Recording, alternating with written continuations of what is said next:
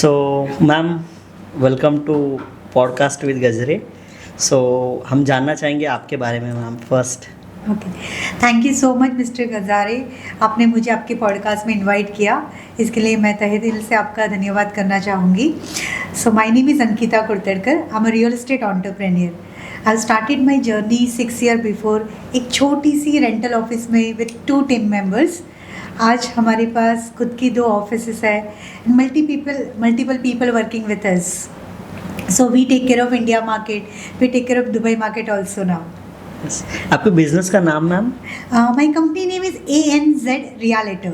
तो इस बिजनेस की शुरुआत कैसे हुई थी? Okay, so well this very nice question. जब मैं अपने लिए घर ढूंढ रही थी तब मुझे लगा ये तो बहुत ही अच्छा इंटरेस्टिंग इंडस्ट्री है, let me just try.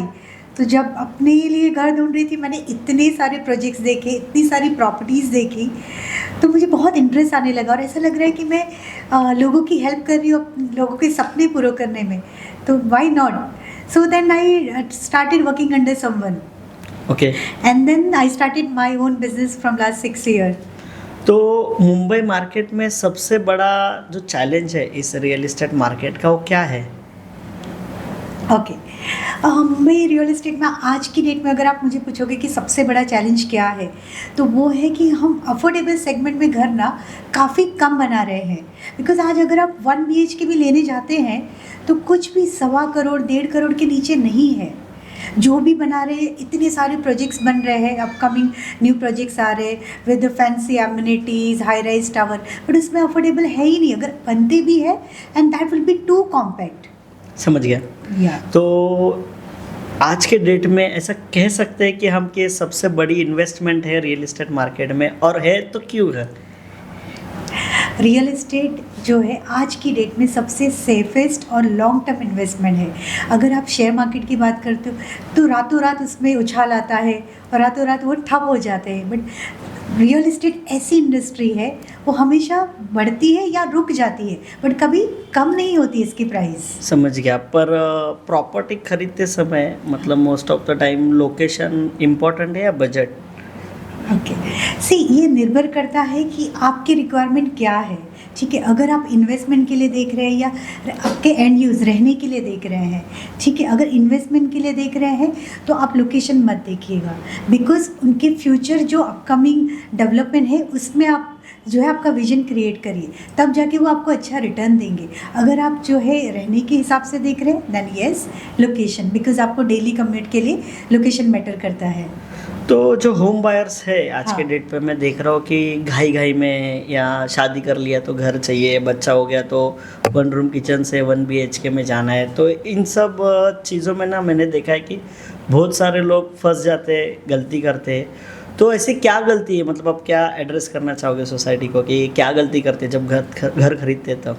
Okay, so normally जो है ना, सबको जो है सस्ता घर चाहिए, ये सबसे बड़ी गलती है। सस्ता लाइक वो सोचते नहीं है, पहले तो अपनी रिक्वायरमेंट समझिए, ठीक है, आगे का उसका फ्यूचर देखिए, बिकॉज हम खाली मकान नहीं खरीद रहे, यहाँ एक आम आदमी के लिए घर लेने के लिए पूरी उम्र निकल जाती है। हम हमारी पूरी उम्र की ज़िंदगी की जमा पूंजी इसमें जोड़ रहे हैं, तो हमें सबसे पहले तो जो है अपनी रिक्वायरमेंट समझनी है, ठीक है, कि भाई ये घर मैं ले रहा हूँ, मेरे लिए कारपेट सही है, भले 2 पैसा ज़्यादा दे रहा हूँ, मेरे लिए लोकेशन सही है, वो सोच समझ के डिसीजन लेना है। या तो कोई ब्रोकर उनको डिस्काउंट देता है, वो घर की प्राइस बाद में देखते हैं, डिस्काउंट क्या मिल रहा है वो पहले देखते हैं। गोल्ड कॉइन हो गया, गोल्ड बिस्किट हो गया, 10 ग्राम हो गया, और सबसे पहले तो देखते हैं कि ब्रोकरेज में डिस्काउंट मिल रहा है। अरे पहले आपका घर देखिए, उसके बाद ये पैरामीटर, तो सोच समझ के डिसीजन लेना है।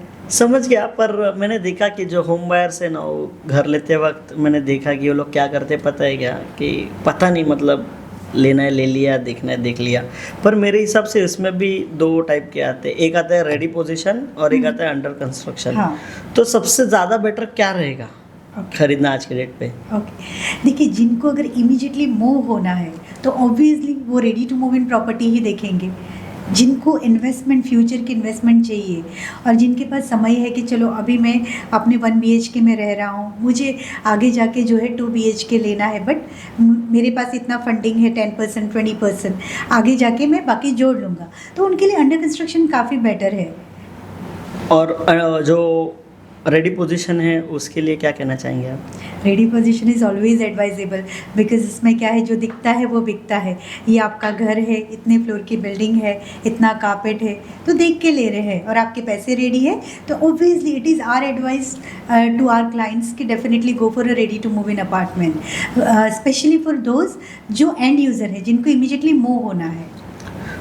मैं देख रहा हूँ कि ये रियल इस्टेट जो इंडस्ट्री है ये अभी पहले जैसी नहीं रही। मतलब पहले ऐसे होता था कि घर ढूंढना है तो बहुत ट्रस्ट रखना पड़ता था, जैसे कि वो बिल्डर, वो ब्रोकर या रीसेलर प्रॉपर्टी है। तो अभी जैसे जैसे इंडस्ट्री बदली, तो ये पूरे रियल इंडस्ट्री में आज के डेट का मिथ क्या है एग्जैक्टली? ओके, सबसे बड़ा मीथ, देखो कोई भी बिजनेस में सबसे बड़ा ट्रस्ट ज़रूरी है, भले वो रियल एस्टेट है, कोई भी टाइप का बिजनेस है, ट्रस्ट से ही होता है। बराबर। ठीक है, जब अगर आपके बिजनेस को आपको ग्रो करना है तो आपको ट्रस्ट बनाना पड़ेगा। सच्चाई से काम करेंगे तो बहुत लंबी रेस का घोड़ा बनोगे आप। शॉर्ट टर्म का आपको चाहिए तो आप झूठ के बिजनेस ज़्यादा दिन चलते भी नहीं है। ठीक है, और आज की डेट में सबसे बड़ा मिथ है वो वास्तु। साउथ फेसिंग घर नहीं चाहिए, ये वाला। कोई भी चीज़ परफेक्ट नहीं होती। जब एज अ ह्यूमन हम परफेक्ट नहीं है तो घर कैसे परफेक्ट मिलेगा? So that is the biggest myth. South facing है, नहीं, ये घर लेना ही नहीं है। आप देखोगे मुंबई में, साउथ मुंबई सबसे रिच, साउथ दिल्ली सबसे रिच, गोल्ड में साउथ में सबसे आगे है, तो फिर कैसे खराब हो जाता है साउथ? मतलब कहीं ना कहीं हम एक कह सकते हैं कि जो वास्तु देखते हैं वो कहीं ना कहीं साउथ फेसिंग वाले जो घर बने हैं उनको बिकवाने में, उसका प्राइस घटाने में इनका सबसे बड़ा हाथ है। 100% ये होता है। तो आप उनको क्या मैसेज देना चाहोगे कि मतलब उनके ऐसे रॉन्ग या not wrong, basically incomplete information के हिसाब से इस इंडस्ट्री के ऊपर, जैसा आपने अभी एग्जांपल दिया कि साउथ फेसिंग घर का है, तो साउथ फेसिंग का जो इनकम्प्लीट इन्फॉर्मेशन है और जो आपने एग्जांपल दिया, तो इन दोनों के लिए आप क्या मैसेज देना चाहोगे? ओके, इसके लिए मैं मैसेज ये देना चाहूँगी कि देखो, आज मुंबई में आप देख लो, कोई भी घर खाली नहीं रहेगा। कोई भी बिल्डिंग में आपने देखा है ये साउथ फेसिंग है, ये मकान खाली है, नहीं इसका कमरा छोटा है, ये घर। मुंबई में ऐसी कोई प्रॉपर्टी नहीं है जो बिकती नहीं है। समझ गया। तो आपको तो ये देखना है कि सबसे पहले ये घर आपके लिए बना है कि नहीं, घर के वाइब्स कैसे हैं, और सबसे पहले आप जाओगे घर में, आपको आपके परिवार के साथ प्यार से रहना है, वो देखना है। मैं आपको मेरा एक कहानी बताता हूँ। मेरा शादी होने वाला था, तो मेरे माँ का ऐसा ड्रीम था कि खुद का घर ले। मैं मरने से पहले खुद का घर ले। फिर मेरा ड्रीम थोड़ा चेंज हो गया। मेरे वाइफ आने के बाद मैंने सोचा कि नहीं, मैं शादी करूँगा तो खुद के घर में लेके आऊँगा, पर किसी वजह से नहीं लेके आया। पर मैंने बहुत सारे घर देखे, पर जिस मोमेंट पे जहाँ पे मैं रह रहा हूँ वो घर का लोकेशन जो मैंने देखा और जो मेरे को लेक व्यू मिला उस टाइम के प्राइस में, तो लोकेशन देख के मैंने घर लिया। मैंने वास्तु कुछ नहीं दिया, और आज के डेट पे वो बिज़नेस बहुत ज़्यादा मेरा बढ़ गया उस घर में जाके, या हो सकता है मैं कहीं आगे आ गया। तो मेरे हिसाब से मैं बिलीव करता हूँ कि वास्तु के हिसाब से खुद के मेहनत पे ही ट्रस्ट रखना चाहिए, तो ही आप 1 BHK से 2 BHK जा सकते हैं। पर इन सब चीज़ों में 2 चीज़ें बहुत बड़ी, एक है सोशल मीडिया और दूसरा है डिजिटल मार्केटिंग। तो इस सोशल मीडिया और डिजिटल मार्केटिंग, इन दोनों के वजह से उसके पॉजिटिव इम्पैक्ट्स क्या हुए और नेगेटिव इम्पैक्ट्स क्या हुए? ओके, देखो आज के ज़माना है सोशल मीडिया और डिजिटल एरा है, ये बहुत ज़रूरी हो चुका है। पहले कैसे आपको न्यूज़पेपर में ऐड देनी पड़ती थी हमारी प्रॉपर्टी, आज सोशल मीडिया माध्यम के थ्रू आप घर बैठे सारी प्रॉपर्टी का वर्चुअल टूर कर सकते हो, भले आप आउट ऑफ इंडिया क्यों ना हो। बराबर। आज हमारे पास NRI इन्वेस्टर्स है, ये सारे वर्चुअल टूर करके ही लेते हैं। तो सोशल मीडिया बहुत अच्छा माध्यम है आज के ज़माने में, लोगों तक हमारी बात हो, even not in a real estate, हर चीज़ में सोशल मीडिया।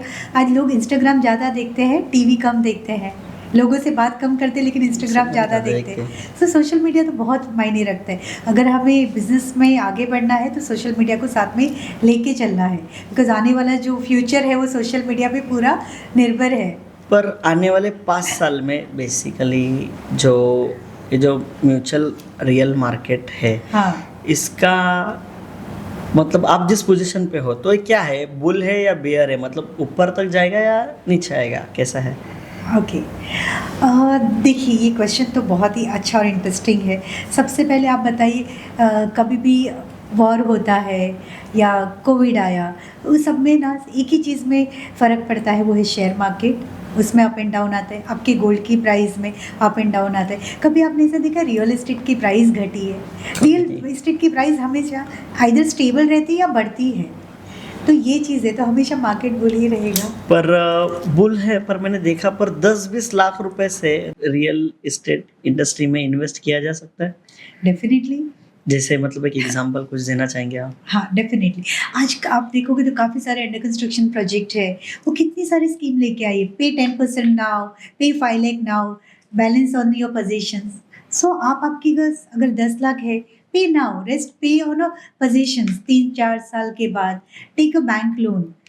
राइट। बस खाली घर लेना पर ज़रूरी है। आज के डेट पे अगर देखने जाएंगे तो इंसान खुद के घर में नहीं रहता है, देखने जाएंगे तो बैंक के घर में घर रहता में है। रहते। तो जी लिया तब तक वो बैंक का वो पैसा दे रहा है तो ठीक है, नहीं तो बैंक का तो प्रॉपर्टी बन रहा है, तो कहीं ना कहीं ये बैंक का ही मुझे लग रहा है। ये सी देखिए, बिल्डिंगें बन रही है, बिल्डर को लोन कौन दे रहा है? बैंक। बैंक। बैंक, जो बिल्डर ने बिल्डिंग बनाई वहां पे मुझे घर लेना है, ऑब्वियसली ओनली 1% ऐसे लोग रहेंगे जो पूरा पैसा देके घर खरीदते होंगे, बाकी 99% लोन लेते हैं या गोल्ड लोन लेते हैं, जो भी लेते हैं। पर मैं देख रहा हूँ ना कि इस बीच में ट्रस्ट नहीं बिल्ड होता है, ट्रस्ट बिल्ड नहीं होता इन द सेंस मुझे लोन मिलेगा कि नहीं मिलेगा, या बिल्डर मतलब खरा है कि नहीं, सर्टिफाइड है या वेरीफाइड है कि नहीं। बैंक जो मुझे दे रही है, तो बैंक के जो एजेंट्स भी मैं देख रहा हूँ कि घुमाते रहते लोगों को कि हाँ, okay. अरे आप ये डॉक्यूमेंट दो, ये दो, वो दो। तो कहीं ना कहीं ये बैंक का ही जाल है या बैंक का नहीं जाल है? तो अगर इसमें ट्रस्ट बिल्ड करना है तो इसको कैसे कर सकते हैं? देखिए, इसमें अगर ट्रस्ट बिल्ड करना है, सबसे पहले तो आपको आपकी सही गाइड, उसकी ज़रूरत है। आपको सही रियल एस्टेट कंसल्टेंट चुनने की ज़रूरत है।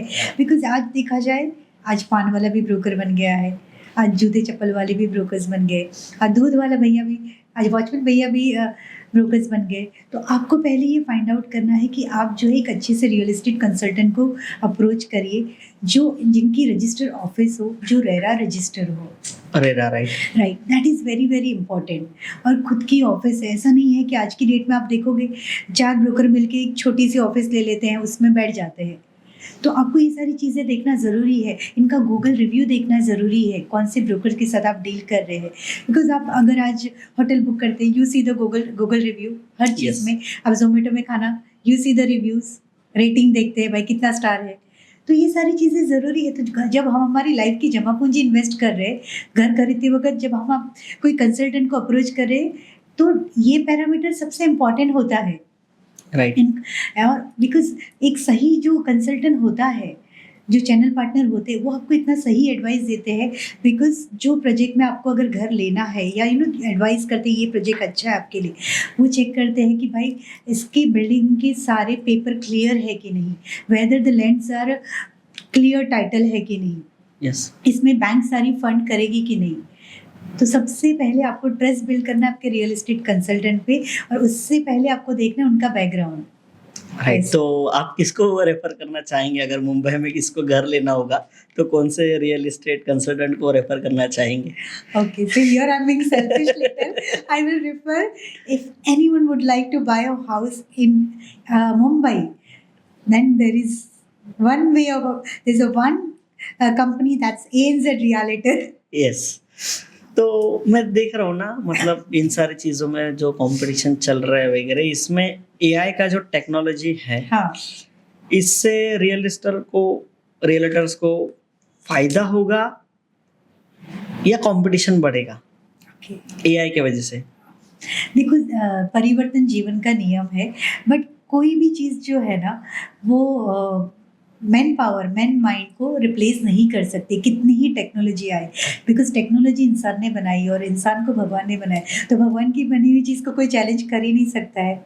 सो जो इंसान का दिमाग काम करेगा वो कभी एआई नहीं कर सकता है। डेफिनेटली उनकी काम करने की क्षमता थोड़ी ज़्यादा हो सकती है, but yes the brain power will not compare with the human brain for sure. ये सब क्योंकि इंसान ने ही, ब्रेन पावर ने ही एआई को बनाया, तो Yes. कहीं ना कहीं वो जादू देखने के बाद मुझे ऐसा लग रहा है कि खाली उतना ही बाकी है कि पिछले दुनिया में हम कब जाएंगे। यस पर फिर भी अगर देखें कोई भी मिडिल क्लास है, जैसे हाँ। कि मैं तो काफी मिडिल क्लास हूँ, मैं तो- भी। तो 5 लाख रुपए से उसको अगर इन्वेस्टमेंट शुरू करनी हो हाँ तो कहाँ से करनी चाहिए और कैसे करनी चाहिए? ओके, अगर आपके पास 5 लाख रुपया भी है ना, तो बिल्डर के पास ऐसे ऐसे ऑफर्स होते हैं कि पे 5%, पे 2%, आज तो 1% पेमेंट प्लान आ गया है, अब दुबई के बदले मुंबई में आ गया है। तो बताइए अब इससे अच्छे प्लेन, बट ये सारी चीज़ें आपको आपके एक रियल एस्टेट कंसल्टेंट ही बता सकते हैं, because they deal with the multiple projects. तो राइट। ये ज़रूरी है आपको।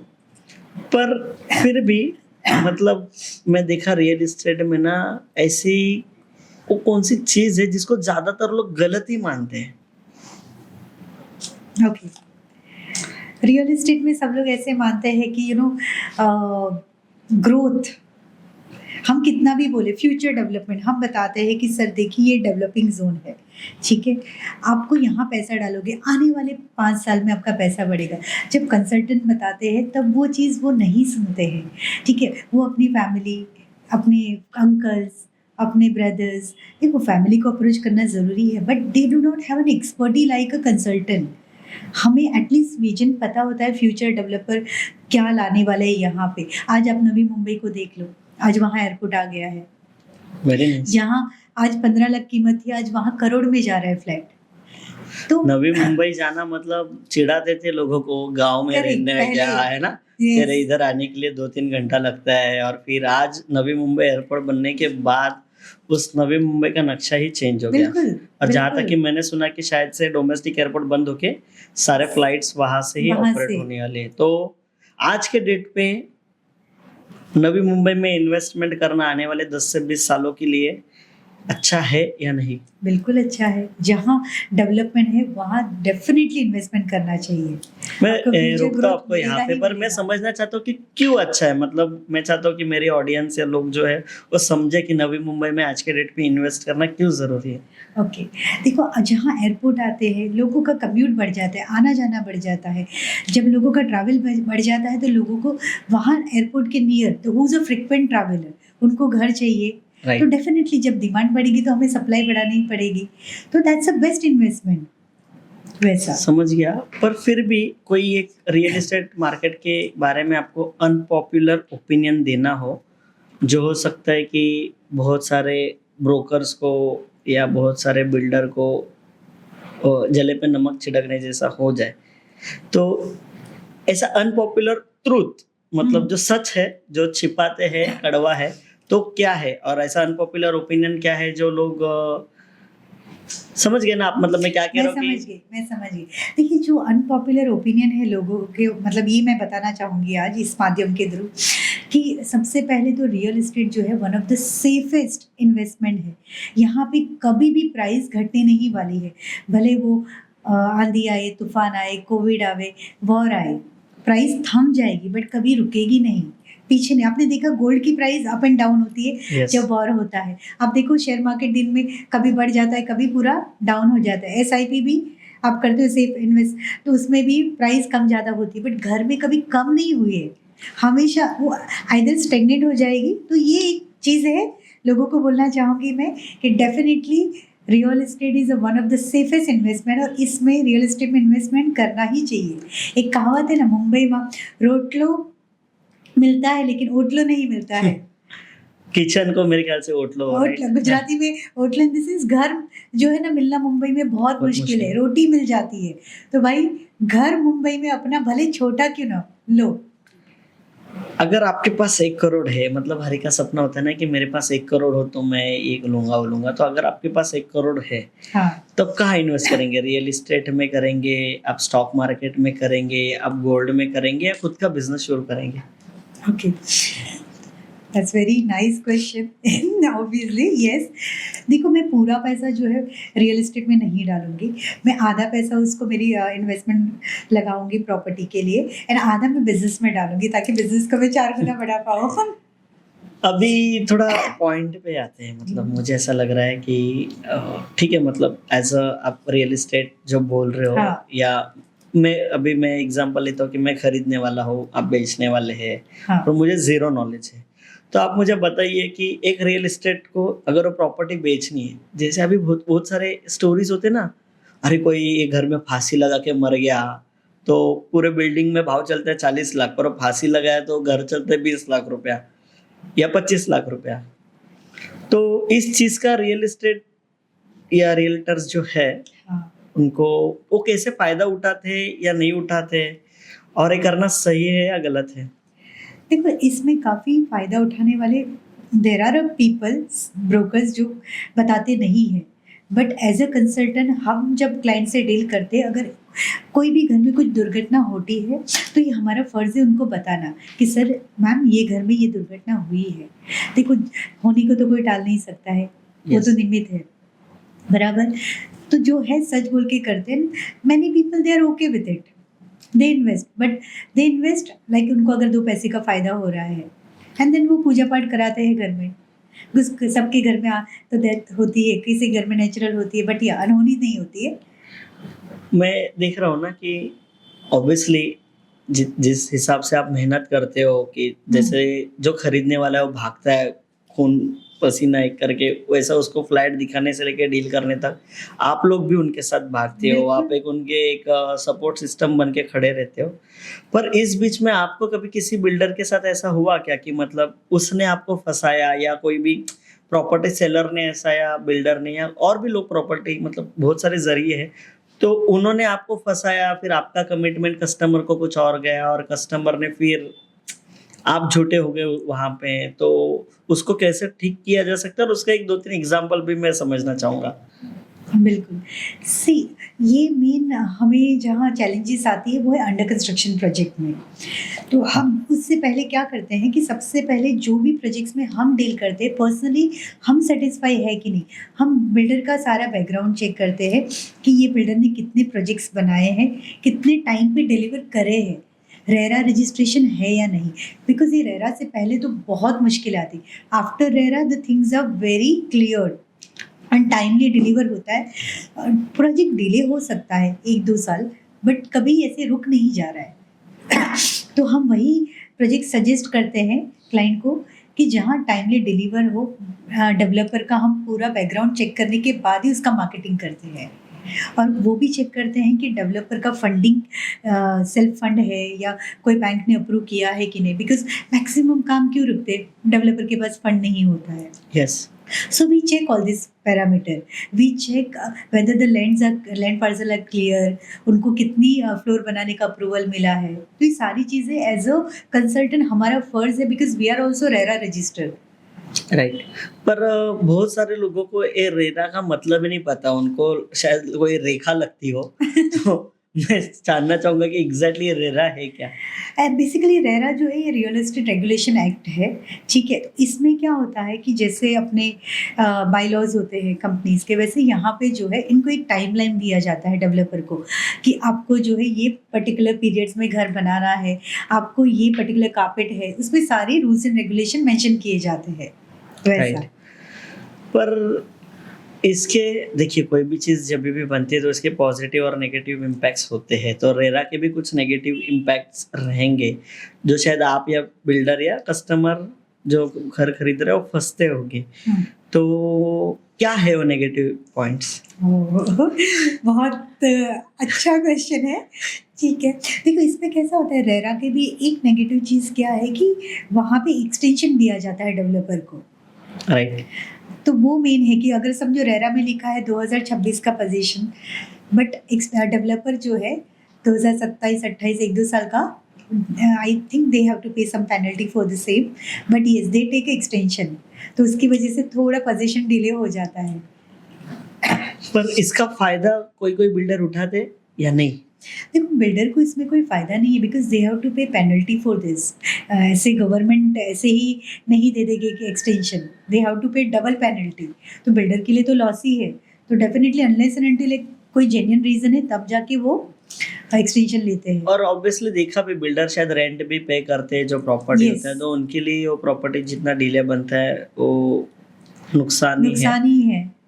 पर इन सब बीच में जो एज अ रियल्टर का आपका जो कमिटमेंट है आपके कस्टमर को, तो कितना आपके लिए हैम्पर हो जाता है जब भी चीज़ें टाइम पे डिलीवर नहीं होती है? होता है डेफिनेटली, बिकॉज़ सी आज क्लाइंट जो है वो डेवलपर को पर्सनली मिलते नहीं हैं। आज मुंबई में देखिए पर्सनल में कोई भी डेवलपर नहीं आते, उनके सेल्स रिप्रेजेंटेटिव आते हैं, या तो फिर एज ए चैनल पार्टनर हम रिप्रेजेंट करते हैं। तो हमारे लिए उस वक्त काफ़ी धर्म संकट में हम आ जाता है, दैट यू नो साल भर डिले होता है ना। ऑब्वियसली घर है, जब छत डिले होती है तो we can understand. I think A to Z real ANZ A reality. And Z मतलब ए एंड जेड के पीछे क्या एग्जैक्टली मतलब मैं मतलब सी हाँ। मैंने भी मेरा कुछ नाम रखा तो मैंने सोचा कि हाँ। Why I want this name, so मैं आपका ब्रांड नेम के बारे में जानना चाहूंगा क्यों? ओके, सो ये नाम की शुरुआत एक्चुअली मेरे बेटे का नाम है आरव, और देयर इज़ अ को-फाउंडर, उनके बेटे का नाम है ज़िदान, इसीलिए ANZ रियलिटर। ओके, हाँ। मुझे लगा ए से लेके जेड नहीं, तक नहीं, मतलब नहीं, सारे। ये हमारे बच्चों के नाम से है। नाइस, बट मैं देख रहा हूँ ना कि आज के डेट पे बहुत सारे इस मार्केट में इतने कन्फ्यूजन्स है, मतलब बहुत सारे बिल्डर्स के ऊपर केसेस है, बहुत सारे लोगों के ऊपर केसेस है, तो इन सब चीज़ों को कैसे रोका जा सकता है? जो भी केसेस चल रहे हैं, जो भी मिसकम्युनिकेशन हो रहा है, फंड्स रिलीज नहीं हो रहे या कुछ प्रॉपर्टी इशू है, तो एज अ आप एक एडवाइस किसी बिल्डर को या किसी कस्टमर को क्या देना चाहोगे? देखो बिल्डर को तो अभी हम एडवाइस कर नहीं सकते हैं at his level definitely, but yes we advise our client, जो अच्छे प्रोजेक्ट है हम सजेस्ट करते हैं वही प्रोजेक्ट में पैसा डालें। जैसे कि आज के डेट में सबसे अच्छे प्रोजेक्ट्स कहाँ पे चल रहे हैं? मुंबई। मुंबई में, और अगर लेना चाहिए तो कहाँ लेना चाहिए? मलाड गोरेगांव। लवली, आपका वहाँ पे है इसीलिए। नहीं, आज आप देखोगे तो मलाड एंड गोरेगांव में मैक्सिमम रीडेवलपमेंट हो रहा है। आज आप गोरेगांव में जस्ट विजिट करके देखिए, हर एक बिल्डिंग रीडेवलपमेंट चली गई है।